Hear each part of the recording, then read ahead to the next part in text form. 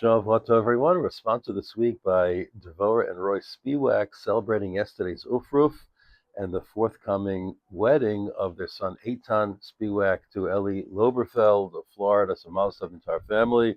A couple should be Zocha to go to Beit Ham Yisrael, and sponsored this month also by Chaya and Yalful, Imishmat, their beloved son Hillel, Olav Hashem, Ben Yo Yaakov She Yichya. So, as always, a fascinating insight from our Oren Tarbelsi in this week's Be'avav Emunah about one aspect of Yaakov's bracha to Ephraim and Menashe in yesterday's Sedra Vayechi. So, Yaakov offers the famous blessing, Hamalach Hagol Atimi Korah, the angel that protected me, delivered me from all evil, should bless these lads also. V'karevehem Shmi Avraham v'Yitzchak, and call them by my name and the name of my fathers, v'yidgu larov v'kerev haaretz, and they should multiply, propagate like fish in the midst of the world. So what is this bracha of multiplying like fish? So Rav Tarbelsi notes that in fact the Bnei Yosef became so populous that that's a story we find in the book of Yoshua, that they came to Yoshua ben Nun and said to him that their population is so great, greater than the territory allotted to them, what they should do. And Yoshua says, so conquer more territory if that's what you want. But in fact, it's deeper than that, and it's even deeper, what I'm going to say in the next 10 seconds, that in fact, Ephraim is so associated with fish that that became a nickname in Jewish life. The name Ephraim Fischel. Fischel, like Dov Ber, Fischel is not directly related to Ephraim, but only to the bracha given to Ephraim. And he became even more numerous than Menashe. And he was associated with the fish. Now we know that Yaakov switched his hands, put his right hand on the younger Ephraim and his left hand on the older Menashe, because Yaakov saw prophetically that Ephraim will have greater offspring, meaning Yoshua ben Nun, the one who would lead the Jewish people into the land of Israel. What's fascinating is that V'yidgu larov v'kerev haaretz, the Targum Onkelos says Yidgu larov, that they will grow grow kinune yama, nune yama, to kidgei hayom, like the fish of the sea. A fish in Aramaic is a nun. Well, isn't that interesting? That Yoshua himself was bin Nun. In fact, when it's mentioned in Divrei Hayomim, Aleph, his name is Non, but we call him, because the Torah called him Nun. It's as if Yoshua is called son of the fish. Nun himself being the son of the Nasi Shevet Ephraim, Elishama ben Amihud. What does it mean? To have the qualities of a fish is actually something quite profound and quite far reaching.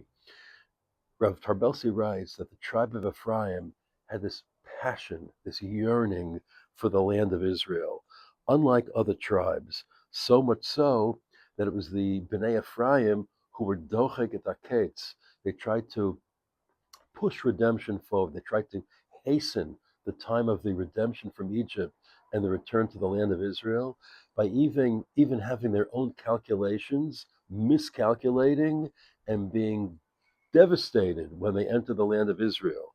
The Pirkei Rabbi Eliezer writes, who was the leader of this Bnei Ephraim who went to the land of Israel? Shemonu laketz v'ta'u.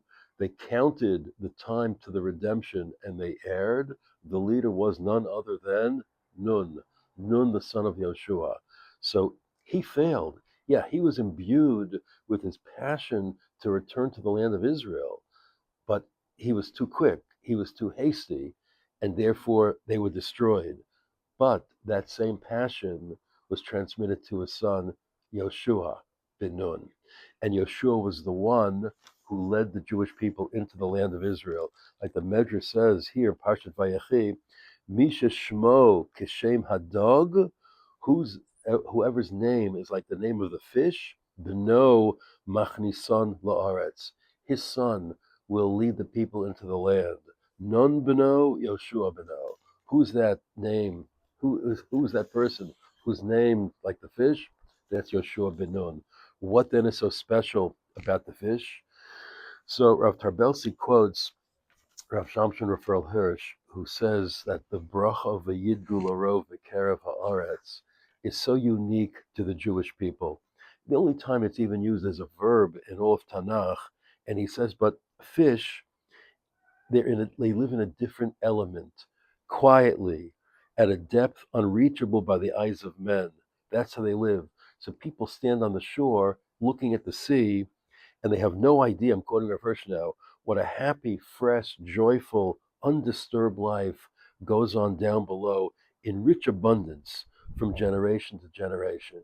That's the life of the fish.